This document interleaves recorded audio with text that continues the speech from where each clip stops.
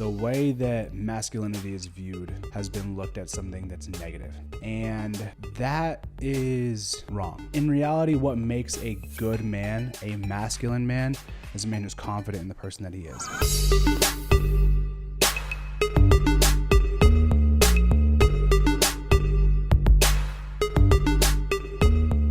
Welcome to another episode of the Fill the Gap podcast. I don't know what episode this is. Sometimes I do like 2 a week, 3 a week, 1 a week, none a week. And so they kind of blur together, but we're rolling them out every Wednesday. So out the gate. This podcast is indirectly sponsored by Cutclothing. So as you guys know, I wear cuts every single one of these podcasts. That is because I'm wearing cuts every day. If I'm not in my stuff from 10,000, which is all my fitness apparel, I'm wearing cuts, especially when I'm just lounging around the house, especially when I'm just working and I need to go places. This is what I consider work, right? Which is weird to say, talking to a camera and a mic by yourself. But anyway, yeah, Cutclothing. They have the best men's casual to upscale casual. Is that a category of clothes? I don't know. Wear on the market. And so constantly rocking their stuff. They sponsor me as an individual.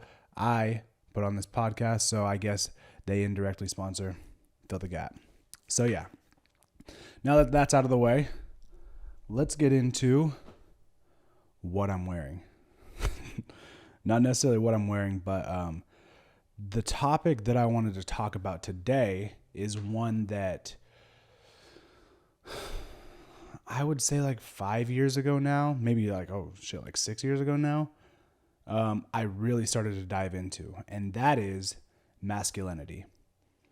And masculinity as it is perceived by society, and masculinity as I believe it to be true. Did I wear a pink shirt knowing that I was going to be talking about masculinity today? Yes and no. What I mean by that is I didn't know that I knew I wanted to talk about this topic eventually, and this is one that is big on my mind constantly. Did I go out last night and go into my closet and lay my clothes out like I was the first day of school? The answer is no. But was I just out of the gym, took a shower, went to my closet, saw this one hanging here there, which I probably don't wear enough, and I was like, all right, cool, fuck it, I'm wearing a pink shirt. Anyway, masculinity. There is it's a weird time to live, at least in America right now. Or I can even say at least in California. I only live in Northern California. That's all I really know. And that's actually really fucking important to talk about really quick. So many people think that they know or should know what America thinks, when in reality, we live in such a small little bubble, especially when you talk about like social media. We just put ourselves in these little bubbles. But I live in Northern California. I can't speak on what it's like to live in New York, Miami, Texas, Nevada, any of that shit. That is a whole different world to me. I'm not going to pretend. I visited those places. Do I like them? Not always, but their taxes are lower. So anyway, I digress a bit. So masculinity. Living in America right now, it's a very, we'll call it a weird time. Best country to live in. I love it to death. But the way that masculinity is viewed by it, and it's tough to say like a large part of society, because I don't know if that's even true. I know that what I see on social media, and I know how masculinity is viewed, or parts of it are shunned, or parts of it are celebrated, right? But I would say widespread masculinity for a while over the last like 5 years has been looked at something that's negative. And that is wrong. What I mean by that is that especially the toxic masculinity, that shit's for the birds, don't be that guy. But it is the masculinity that is pushed on us from a young age. That is the masculinity. That is the shit that has to go. I would say like 7 years ago or whatever, I was in a shitty honestly, I was in a shitty relationship. I was in a relationship where I didn't feel good about myself. And I kind of lost who I was as a man. I felt not quote unquote masculine in a lot of ways. I saw this documentary. It's called The Masculinity. And all of my friends, I tell all of them, you got to watch this doc. All my guy friends, I'm like, you got to watch this doc. This will help you explain a lot of who you are as a man, a lot of what it's like to be a man, blah, blah, blah, this and that. And so I'll give you a brief synopsis of the documentary. By the way, go watch it. I don't know where you can watch it. I watched it on Netflix like a million years ago. The documentary talks about masculinity in America and how from a very young age, we are taught, whether that be directly, indirectly, subconsciously, we are taught that the things that quote unquote make a man are how much money he makes, how physically fit he is, how attractive he is, how many sexual partners he has, how he can dominate another man in all these categories. And that's what you kind of strive to be as a young man. That's what you put all of your, we'll call it eggs into your basket, and you double down on, I want to be the best athlete. That's a lot. I mean, obviously you guys know that I'm a massive advocate and huge advocate of team sports and just sports in general. But a lot of that is a dick measuring competition, right? A lot of kids are put into it, and we're taught at a young age to be a man. And this is coming from somebody that I think played one of the most hyper masculine sports, and that is football. And even in the documentary, they have a guy on there that played football. And we're just taught that is life. That is how you become a real man. And there are so many issues, but we're talking about like being the most athletic, the most testosterone driven, all of these things, right? There are so many issues with that I'll get to down the line that really come down the line in your life that I've personally dealt with as well in regards to identity and self-identity and whatnot. But anyway, this doc, it goes over how at a young age, these are all the things that you look up to. And they talk about like Derek Jeter and how Derek Jeter's the man's man because he's rich. He had sex with a bunch of girls and he was the best Yankee of all time, right? That's up for debate. But he's idolized by a lot of guys, right? And the issue with that is that, one, a lot of those things aren't tangible for 99% of the men in the world, or in America. I'll speak on America. We often idolize and dream to be these guys that are quote unquote masculine and have all the monies, cars, girls, biggest, strongest, fastest, thinking that is manhood. That is what a real man should be. And I won't even get into, and I'm talking about society, I won't even get into the fact that sometimes you're in a relationship with someone and they make you believe that is what being a man is. Well, that's a whole different deal. But in reality, and I learned this, I was fortunate enough to learn this because in reality, what makes a good man, a masculine man, is a man who's confident in the person that he is not there chasing something else or someone else. A man who is caring, compassionate, someone that his family can trust, someone that his family can rely on, somebody that will listen and communicate with those that he loves. Those are just some of the things that make a real masculine man, somebody that you can feel safe with. Those other things that I talked about before, none of them are really safe. They come and go. And so if those are the biggest things that affect your masculinity, that affect your mood, that affect your relationships, they come and go really quickly. And so I have been fortunate enough to have two dads, really one dad in my life. So my dad, my birth dad, dipped out when I was 6 years old. Parents got divorced when I was 5. Dad, haven't seen him since I was 6. I've talked to him once a couple of years ago. That's a whole different deal. But my dad was the first masculine that I talked about. My dad was the partier, sex, drugs, alcohol, whatever. There are reasons as to why. I get into those on another podcast maybe. But that is who he is.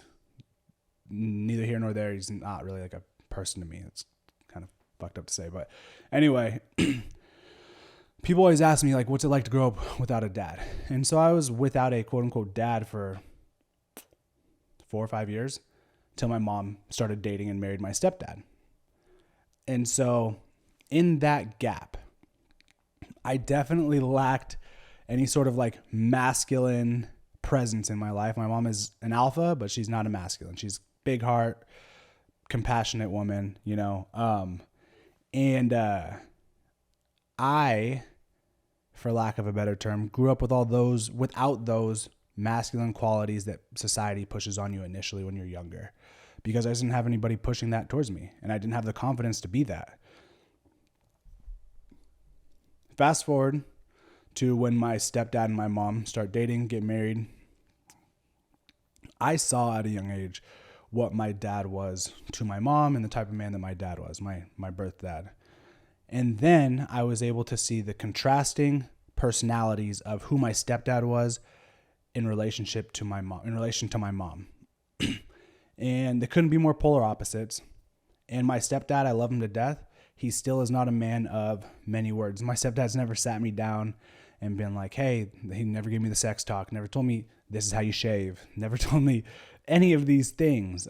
This is what you expect when you're dating a girl, that kind of shit. I don't know. But what he did was lead by example. And he showed me that being a masculine person, being a masculine man rather, is to be caring, compassionate, make the others that you love feel safe, take care of the people that you love in your life. All of these qualities, and I don't even know, I've never even sat him down and said, Sean, I call him Sean, did you try to do this? Because I don't believe that he ever was like, hey, I need to lead by example. And I know he's smarter than maybe I give him credit for sometimes. I got his name tattooed on my leg right here, actually.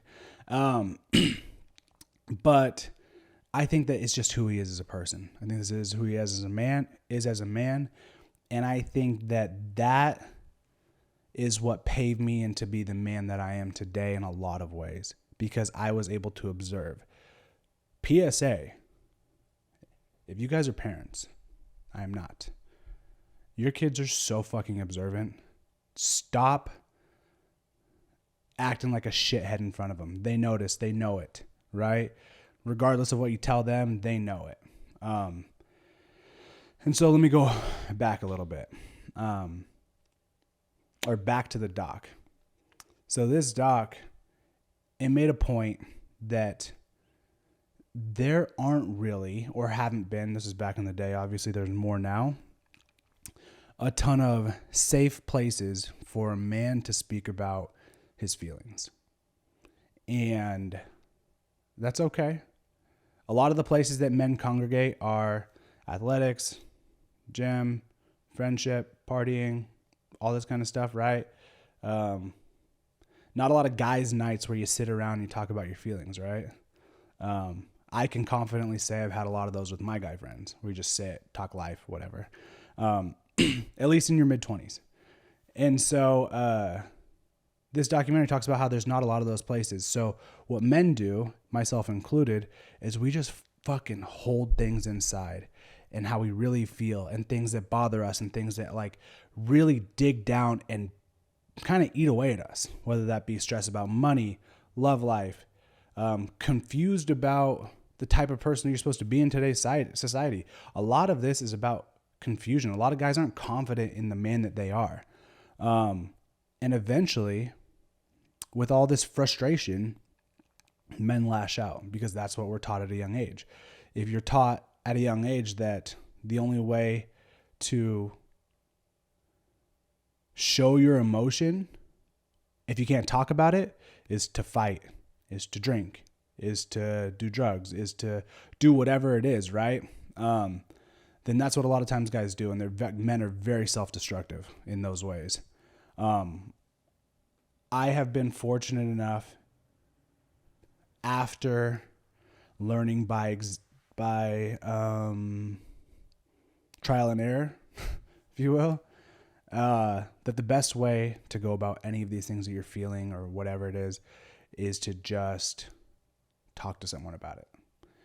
Go to therapy. Obviously, I've talked about it before. I love therapy for so many people because all it is talking to someone. And it helps you work through and sort out your feelings. So back to this doc and where we're at in today's space, in today's world. There's something to be said about someone who is appropriately masculine. And that is, and what I mean by that is that there are so many things and people in this world that are out there to hurt you, to do harm to you, with your family, your loved ones, whatever it might be.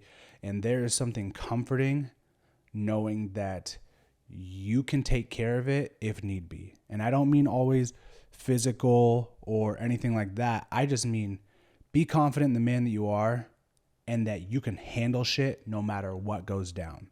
Because that makes those others around you confident, and that also makes all the people that are maybe in to disturb your peace and disrupt your peace not do it. If you, and ever since we've been kids, you walk into a room, you walk into a playground, you walk onto a football field, you immediately start sizing up everybody around you. And I don't just mean physically. I just mean, what's this dude's aura about? What's this dude about? Why is he giving off this energy, you know? You don't want to be a fucking dick all the time. You don't want to always have your chest puffed up and you're always trying to act hard. But there's something comforting knowing that, like, all right, your masculinity is in check, but at any time, you can just be the man who you are and who you're supposed to be. And so one of the things in the doc that they say is, at a young age, you can start a fight on any playground, on any football field, if you want. And all you have to do is walk up to a group of kids and be like, I think he says, who's the biggest wussy? Because they don't say the P word. He says, who's the biggest wussy out here? And kids will start pointing around. People don't like to be challenged. You don't like to have their masculinity challenged, right? But a confident man doesn't care if he's challenged in so many different ways. A confident man isn't going to be so quick to want to throw a punch. A confident man is going to be like, I hear you. I don't give a shit what the fuck you're talking about, and I'm going to move on, right? So when you're challenged and you're a confident man, then you're not always going to be so quick to throw hands. The reason why this is so important is because in society, especially right now, you see a lot of guys that are so quick to get in the fight. So quick to, if they're challenged in some way, right? Like, oh, like, you're kind of a square. You don't do X, Y, and Z. And they immediately got to be like, nah, man, like, I fucked that girl, or I beat up this dude, or, oh, how much money you got? Let me see your crypto wallet, whatever the hell it is. They're so quick to try to overcompensate for the things that don't really fucking matter. And so what that happens is you get a lot of angry people. You get a lot of angry people, especially if they don't measure up in a lot of ways. And that's when you see a lot of young men specifically lash out, especially if you've been publicly humiliated, if you've been shot down by the girl of your dreams, if you've been fired publicly from the job that you worked so hard for. It's just all this stuff that you thought that really mattered doesn't matter. And then you have nothing to fall back onto because you're not as confident as a person you are. This stuff is so important. It's been the checks and balances of like masculinity and how it correlates to your success has so, what is the word? Ties into athletics, especially football. It's something that you're constantly measuring yourself up against other guys. And if you guys just stay in your lane, focus on your stuff, be confident in the man that you are, you'll be infinitely more successful because you're not so concerned about all the other shit that's going on. Be a good dose of masculine. Be a good representation of like what a man is. And a lot of times people always say like, masculinity is bad. And in reality, in my opinion, I guess this is really just opinions, it is not. In reality, masculinity is good.